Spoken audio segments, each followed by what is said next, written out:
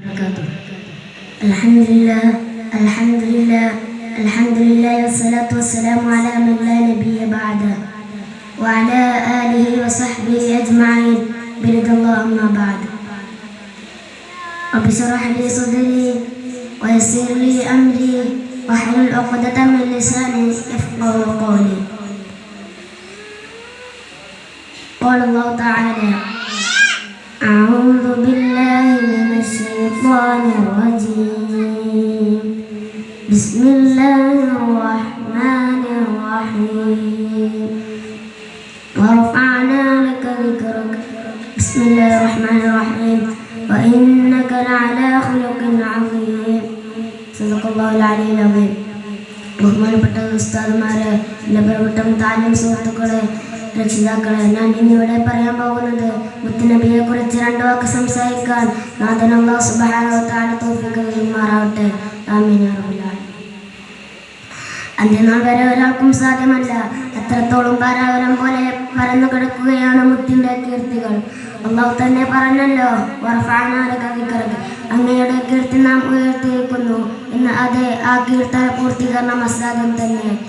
അവിടുത്തെ സ്മരിക്കപ്പെടാത്ത ഒരു സമയമില്ലെന്നതാണ് സത്യം. സ്വലാത്തിന്റെ സ്വരാരാഗങ്ങൾ സ്വദാ ഹബീബിന് സമ്മാനിക്കുമ്പോൾ ഒരു സെക്കൻഡും പുകഴ്ത്താത്തതായില്ല. കണ്ണിലും കാമൂക്കൂത്തിലും ലയിച്ചും കണ്ണിൽ കാണുന്നതിനെ മുഴുവൻ ആരാധിച്ചും അരുതായി മകളിൽ മാത്രം ആനന്ദം കണ്ടെത്തിയിരുന്ന അജ്ഞരായ അധമ വിഭാഗം, അതായിരുന്നു 6-ാം നൂറ്റാണ്ടിലെ അറേബ്യൻ ജനത. ഈ സമൂഹത്തിലേക്കാണ് മുത്തുനബിയുടെ യോഗപ്പിറവി.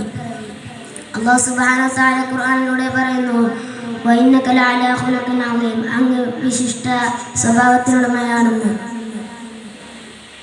സ്നേഹസമീപനം കൊണ്ടും സഹന മനോഭാവം കൊണ്ടും സത്യത്തിന്റെ സമ്പൂർണ്ണ സമർപ്പണം കൊണ്ടും ഹസ്യകാലം കൊണ്ട് ആ ആദമ വിഭാഗത്തെ ഒരു സമ്പന്നരാക്കി എന്നുള്ളതാണ് മുത്തുനബിയുടെ ഏറ്റവും വലിയ ക്രെഡിറ്റ്. പിറന്നത് പെൺകുഞ്ഞാണെന്നറിഞ്ഞാൽ നിർദ്ദയം ജീവനോടെ കൊഴിച്ചുമൂടിയ കാട്ടാളന്മാർക്കു മുമ്പിൽ 2 പെൺമക്കളെ വിദ്യ നൽകി വളർത്തി വലുതാക്കിയാൽ നാളെ പരലോകത്ത് പ്രതിഫല കുമ്പാരമുണ്ടെന്ന് പ്രഖ്യാപിച്ചു. അവിടുന്ന് ഇന്നെ വെളിച്ചമാകി അല്ലാഹു സുബ്ഹാനഹു വ തആല ഇവിടെ ഇരിക്കുന്നത് അമലായി സ്വീകരിക്കുമാറാവട്ടെ.